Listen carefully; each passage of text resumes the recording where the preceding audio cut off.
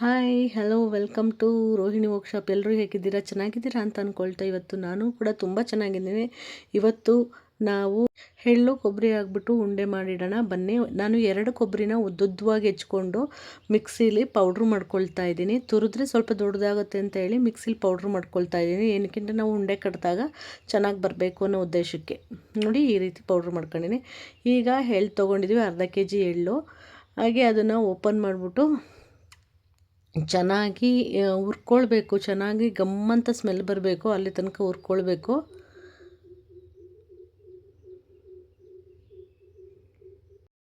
ಇನ್ನು ಬಿಳಿ ಎಳ್ಳಲ್ಲಿ ತುಂಬ ಪ್ರಯೋಜನಗಳಿದೆ. ಮೂಳೆಗಳು ಬಲವಾಗುತ್ತೆ. ಅದರಲ್ಲಿ ತುಂಬ ಆರೋಗ್ಯಕ್ಕೆ ಒಳ್ಳೆಯದು. ಅದರಲ್ಲಿ ಫೈಬರ್ ಅಂಶ ಇರೋದ್ರಿಂದ ತಿನ್ನೋದು ತುಂಬ ಚೆನ್ನಾಗಿ ಒಳ್ಳೆಯದು ಅಂತ ಹೇಳ್ತೀನಿ. ಹೃದಯದ ಆರೋಗ್ಯವನ್ನು ಕೂಡ ನಾರ್ಮಲ್ ಮಾಡಿಸುತ್ತೆ. ಕೊಲೆಸ್ಟ್ರಾಲ್ ಮಟ್ಟವನ್ನು ನಿಯಂತ್ರಣ ಮಾಡುತ್ತೆ. ಹಾಗೆ ಜೀರ್ಣಕ್ರಿಯೆನ ಚೆನ್ನಾಗಿ ಮಾಡುತ್ತೆ ಅನ್ನೋದಕ್ಕೋಸ್ಕರ ಎಳ್ಳು ತಿನ್ನಬೇಕು. ಕೊಬ್ಬರಿಲೂ ಕೂಡ ಆಯಿಲ್ ಅಂಶ ಇರೋದ್ರಿಂದ ನಮ್ಮ ಸ್ಕಿನ್ನ ಚೆನ್ನಾಗಿಡುತ್ತೆ. ಮೂಳೆಗಳ ಆರೋಗ್ಯ ಚೆನ್ನಾಗಿರೋದ್ರಿಂದ ತುಂಬ ಒಳ್ಳೆಯದು ಎಲ್ಲದನ್ನು ನಮ್ಮ ಆರೋಗ್ಯಕ್ಕೆ ತಿನ್ನೋದು. ಇದನ್ನು ಆಲ್ಮೋಸ್ಟ್ ದಿನಕ್ಕೆ ಒಂದೊಂದು ಉಂಡೆ ಪ್ರಕಾರವಾಗಿ ತಿನ್ನಿ. ಹಾಗೆ ಕೊಬ್ಬರಿ ಹಾಕ್ಕೊಂಡು ಹುರ್ಕೊಂಡಿದ್ದೀನಿ. ಈಗ ಅರ್ಧ kg ಬೆಲ್ಲನ ಹಾಕಿ ಪಾಕ ತಡ್ಕೊಳ್ಬೇಕು. ಪಾಕ ಹೆಂಗೆ ಬರಬೇಕು ಅಂತಂದರೆ ಸ್ವಲ್ಪ ಅಂಟು ಟೈಪಲ್ಲಿ ಬರಬೇಕು. ಏನಕ್ಕೆ ಅಂತಂದರೆ ಉಂಡೆ ಮಾಡೋದಕ್ಕೆ ಅಂಟು ಟೈಪಲ್ಲಿ ಬಂದರೆ ಅಷ್ಟೇ ಆಗೋದು ಉಂಡೆ ಮಾಡೋದಕ್ಕೆ, ಇಲ್ಲಾಂದರೆ ಚೆನ್ನಾಗಿ ಆಗಲ್ಲ. ನೋಡಿ ನಾನು ಪಾಕ ಹೆಂಗೆ ತೆಗಿಯೋದು ಅಂತ ಹೇಳ್ಬಿಟ್ಟು ನಾನು ನಿಮಗೆ ನೀಟಾಗಿ ತೋರಿಸ್ತೀನಿ. ಅಲ್ಲೇ ಒಂದು ಪಾತ್ರೆಯಲ್ಲಿ ನೀರು ಕೂಡ ಇಟ್ಕೊಂಡಿದ್ದೀನಿ ನಾನು. ಸ್ವಲ್ಪನೇ ನೀರು ಹಾಕಿ ಸ್ವಲ್ಪ ಚೆನ್ನಾಗಿ ಕುದ್ಮೇಲೆ ನಾವೇನು ಪಾತ್ರೆಯಲ್ಲಿ ಅಂದರೆ ಒಂದು ಪ್ಲೇಟಲ್ಲೋ ತಟ್ಟೆಯಲ್ಲೋ ಏನಾದರೂ ನೀರು ಇಟ್ಕೊಳ್ತೀವಲ್ವ, ಅದು ನೋಡಬೇಕು ಯಾವ ರೀತಿಯಾಗಿ ಕುದ್ದಿದೆ, ಯಾವ ರೀತಿಯಾಗಿ ಬರ್ತಾಯಿದೆ ಅಂತ ಅಂದಾಗ ಆ ನೀರು ಮೇಲೆ ಒಂದು ಹನಿ ಪಾಕ ಹಾಕಿದಾಗ ಆ ಪಾಕ ಏನಾಗಬೇಕು ಅಂತ ಆ ಪಾಕ ಏನು ಒಂದು ಸರಿ ಹನಿ ಹಾಕಿದಾಗ ಉಂಡೆ ಥರ ಬರಬೇಕು. ಆವಾಗ ಪಾಕ ರೆಡಿಯಾಗಿದೆ ಅಂತ ಅರ್ಥ. ನೋಡಿ ಈ ಥರ ಆದರೆ ಪಾಕ ಬಂದಿದೆ ಅಂತ ಅಲ್ಲ. ಸ್ವಲ್ಪ ಬಿಟ್ಟಾಗ ನಾವು ಕೈಯಲ್ಲಿ ಮುಟ್ಟಿದಾಗ ಅದು ಉಂಡೆ ಥರ ಆಗಬೇಕು. ಸೊ ಇನ್ನು ಸ್ವಲ್ಪ ಕುದಿಲಿ, ಇನ್ನೊಂದು ಸ್ವಲ್ಪ ಆದಮೇಲೆ ನಾನು ನೀರೆಲ್ಲ ಹಾಕಿ ನೋಡ್ತೀನಿ. ನೋಡಿ ಇವಾಗ ಸ್ವಲ್ಪ ಸಮಯ ಆಗಿದೆ, ಇವಾಗ ಹಾಕ್ತಾಯಿದ್ದೀನಿ. ನೋಡಿ ಈ ಥರ ಹಾಕ್ತಾಯಿದ್ದೀವಲ್ಲ, ಇವಾಗ ಪಾಕ ರೆಡಿ ಆಗ್ತಾಯಿದೆ. ಇನ್ನೊಂದು ಸ್ವಲ್ಪ ಸಮಯಕ್ಕೆ ಫುಲ್ ರೆಡಿ ಆಗುತ್ತೆ ಅಂತ ಅರ್ಥ. ಹಾಗೆ ಕಲರ್ ನೋಡಿ ಚೇಂಜ್ ಆಗಿದೆ, ಹಾಗೆ ನೊರೆ ಕೂಡ ಚೇಂಜ್ ಆಗ್ತಾ ಇರುತ್ತೆ.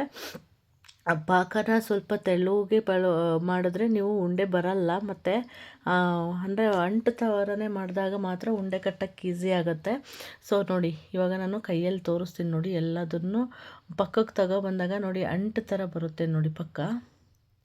ಇದು ಪಾಕ ರೆಡಿಯಾಗಿದೆ ಅಂತ ಹೇಳಿ. ಇದು ಈಸಿ ಮೆಥಡು.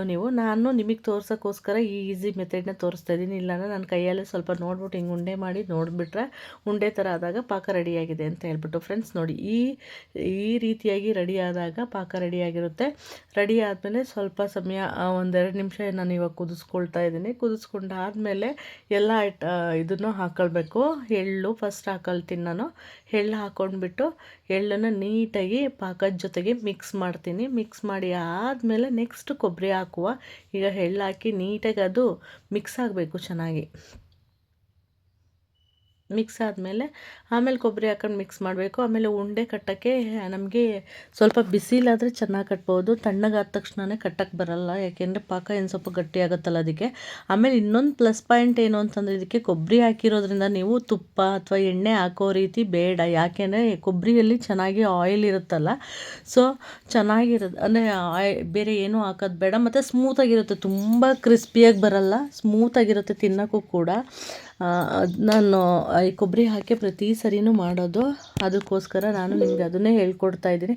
ಕೆಲವೊಬ್ಬರು ಆಯಿಲ್ ಹಾಕ್ತಾರೆ, ಕೆಲವೊಬ್ಬರು ತುಪ್ಪ ಹಾಕ್ತಾರೆ. ಏನೂ ಹಾಕೋದು ಬೇಡ, ಕೊಬ್ಬರಿ ಹಾಕಿ ನೀವು ಸಾಕಾಗುತ್ತೆ, ಆಯಿತಾ.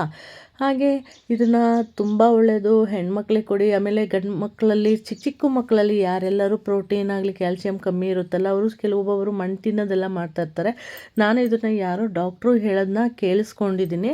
ಮಣ್ಣು ತಿನ್ನೋದನ್ನ ಮಕ್ಕಳು ಸ್ವಲ್ಪನೇ ಕಮ್ಮಿ ಮಾಡ್ತಾ ಬಿಡ್ತಾರೆ. ಇದು ಮತ್ತು ಡ್ರೈ ಫ್ರೂಟ್ಸ್ ಉಂಡೆ ಹಾಗೆ ಸೊಪ್ಪು ಎಲ್ಲ ಕೊಡೋದ್ರಿಂದ ಮಣ್ಣು ಮತ್ತು ಗೋಡೆ ತಿನ್ನೋದನ್ನು ಸ್ವಲ್ಪ ಕಮ್ಮಿ ಮಾಡ್ತಾರೆ ಅಂತ ಹೇಳ್ಬಿಟ್ಟು ಇದನ್ನು ಮಾಡಿ ಪ್ರತಿದಿನ ಚಿಕ್ಕದಾಗಿ ಒಂದು ಉಂಡೆ ಮಾಡಿಬಿಟ್ಟು ಒಂದೊಂದು ಉಂಡೆನೇ ಕೊಡ್ತಾ ಬಂದರೆ ಅದೆಲ್ಲ ಸ್ವಲ್ಪ ಕಮ್ಮಿ ಆಗುತ್ತೆ. ನೋಡಿ ಕೊಬ್ಬರಿ ಕೂಡ ಹಾಕ್ಕೊಳ್ತಾ ಇದ್ದೀನಿ.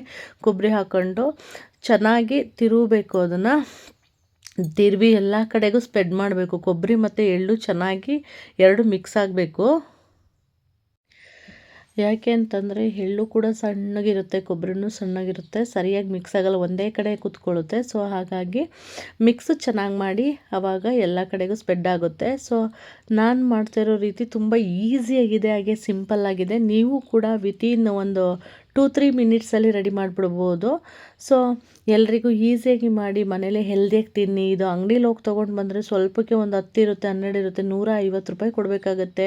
ಸೊ ಮನೆಯಲ್ಲೇ ಮಾಡಿದ್ರೆ ಅದೇ ಅರ್ಧ kg ಮಾಡಿದ್ರೆ ಸಣ್ಣದಾಗಿ ಮಾಡಿದ್ರೆ 120, 140 ಉಂಡೆಗಳಾಗತ್ತೆ. ಸೊ ಎಷ್ಟು ಬೆನಿಫಿಟ್ ನಮಗೆ ಅಲ್ಲ, ಮತ್ತು ಹೆಲ್ದಿಯಾಗೂ ಇರುತ್ತೆ. ನಾವು ರುಚಿಯಾಗಿ ಮನೆಯಲ್ಲೇ ಮಾಡ್ತೀವಿ. ಸೊ ತುಂಬ ಒಳ್ಳೆಯದು. ಮನೆಯಲ್ಲೇ ಮಾಡಿಕೊಂಡು ನೀವು ತಿನ್ನಿ, ಮಕ್ಕಳಿದ್ರೆ ಮಕ್ಕಳಿಗೂ ಕೊಡಿ. ದೊಡ್ಡವರು ತಿನ್ನಬಾರ್ದು ಅಂತ ಏನಿಲ್ಲ, ನಿಮಗೆ ಮೂಳೆಗಳು ಭದ್ರ ಆಗ್ತವೆ. ಸೊ ಮನೆಯಲ್ಲೇ ಮಾಡಿಕೊಂಡು ಹೆಲ್ದಿಯಾಗಿರಿ ತಿಂದು. ನಾನಿಷ್ಟು ಸಮಯ ಒಲೆ ಮೇಲೆ ಇಟ್ಕೊಂಡು ಅದನ್ನು ಮಿಕ್ಸ್ ಮಾಡ್ಕೊಳ್ತಾ ಇದ್ದೀನಿ. ಚೆನ್ನಾಗಿ ಮಿಕ್ಸ್ ಮಾಡ್ಕೊಳ್ಬೇಕು, ನೀವು ಒಂದೇ ಕಡೆ ಆಗೋಕ್ಕಾಗಬಾರ್ದು, ಪ್ರತಿಯೊಂದು ಕಡೆಯೂ ಮಿಕ್ಸಪ್ ಆಗಬೇಕು. ಸೊ ಇವಾಗ ಒಲೆ ಮೇಲಿಂದ ತೆಗೆದು ಲೋ ಫ್ಲೇಮ್ ಮಾಡ್ಕೊಂಡಿದ್ದೆ, ಅದನ್ನು ಆಫ್ ಮಾಡಿ ಇದನ್ನು ಉಂಡೆ ಕಟ್ಕೊಳ್ಳೋ ಬನ್ನಿ. ನಾನು ಹೊರಗಡೆ ಬಂದಿದ್ದೀನಿ, ಏನಕ್ಕೆ ಅಂದರೆ ಸ್ವಲ್ಪ ಗಾಳಿ ಆಡ್ತಾ ಇರಲಿ, ಗಾಳಿಯಲ್ಲಿ ಉಂಡೆ ಕಟ್ಟೋಕ್ಕೆ ಈಸಿಯಾಗಿ ಬರುತ್ತೆ ಅನ್ನೋದು ಕಾರಣಕ್ಕೆ. ನೋಡಿ ಸ್ವಲ್ಪನೇ ತೊಗೊಂಡು ಉಂಡೆ ಮಾಡ್ಕೊಳ್ಬೇಕು, ಪಟ ಅಂತ ಕಟ್ಟಬೇಕು. ಲೇಟ್ ಆದರೆ ಸ್ವಲ್ಪ ಉಂಡೆ ಬರಲ್ಲ, ಸ್ವಲ್ಪ ಬಿಸಿ ಇರುತ್ತೆ, ಸೊ ಕೈಯೆಲ್ಲ ಸುಡ್ತಾ ಇರುತ್ತೆ. ಆದರೂ ಪರವಾಗಿಲ್ಲ, ಮಾಡಬೇಕು. ನಂಗೆ ಉಂಡೆ ಫಸ್ಟು ಸ್ಟಾರ್ಟಿಂಗು ಚೆಂದ ಬರಲಿಲ್ಲ, ಆದರೂ ಟ್ರೈ ಮಾಡ್ತಾ ಇದ್ದೀನಿ ನಾನು ಅದನ್ನು.